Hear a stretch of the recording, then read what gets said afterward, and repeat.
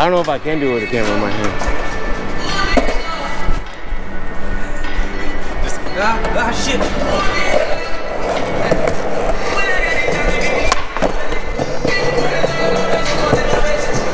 Probably didn't even get the shot.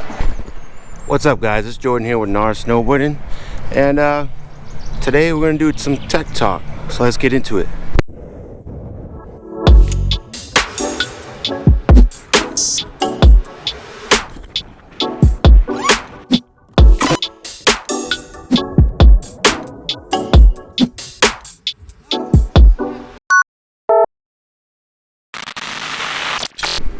Alright guys, so today we're going to be talking about camber. Maybe you guys have heard of this. Well, I hope you guys have heard of it if you ever bought a snowboard, because you got to know what type of board you're getting, right? So we're going to start with what camber is. So basically what camber is the raised curvature of the base of the board, making the middle of the board the highest point, and the two ends, the tip and the tail, is going to be where your contact points are. So those contact points, there's going to be 4 of them. There's going to be 2 on the heel side and 2 on the toe side. So basically the shape of this board, it's going to look like a frowny face. Bruh. This is a traditional style type of shape for a snowboard. It's been around forever. There's another shape which is rocker, but we'll go over that in another video. So basically, what does camber do for you? So basically when the rider flexes the board, it creates potential energy, which gives you better edge hold, which holds the edge into the snow, which gives you stability, and it also loads up energy for pop, for when you're popping the snowboard, an ollie or whatever you're doing. So pros, it's more stable, you got loads of pop, way better edge hold. It's a very versatile board. You can use it for most types of riding, and it's probably going to be the easier of the two to try to find. It's going to be the more common type of snowboard out there. So cons, a big one is it's harder for beginners, mainly because you have 4 contact points instead of 2 with the rocker. When you have 4 contact points, that means it's just an easier chance of you catching an edge and slipping, or sorry, catching an edge and flipping, scorpion,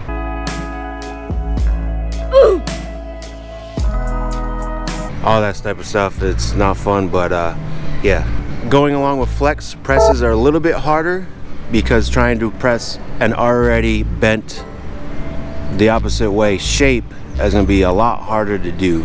This kind of ties in with riding in powder. I do realize there are a lot of powder boards that are camber, right? But when it comes to keeping your nose, say a regular camber board, if it comes to keeping your nose out of the powder, that's a little bit harder than a rocker board, because like we said before, it's harder to get that nose up, out, and do presses, or just even pulling it back. It takes a lot more human energy to do that, rather than a rocker board. You just have to lean back and the nose is already out of the powder. So when it comes to camber as well, there's also hybrid cambers.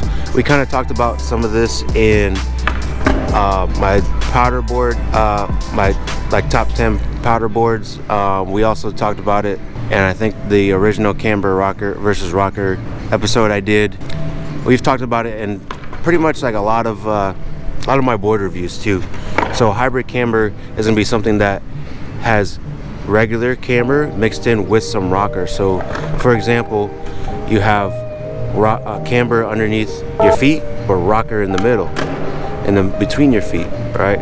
Or there's most directional boards, you'll have rocker or camber dominant board, but in the nose, right outside the contact point, it'll either go flat or it'll go rocker, to kind of give you that directional type of base. So a camber board, who's it for? Really anybody. Beginners might be a little bit harder for you, but really any type of rider. I've owned camber boards. Most of my boards are camber, so it's just a more versatile. You can use it anywhere. It's gonna be more stable. Rocker may be fun, but it's gonna be a lot looser. We'll go over that in the rocker video, but for the main part, most boards you will see are going to be camber. But anyways, I hope you guys got something out of this. I wanted to redo the camber versus rocker video that I did, because it was kind of so I'm doing this tech talk thing. Maybe I'll do a collab.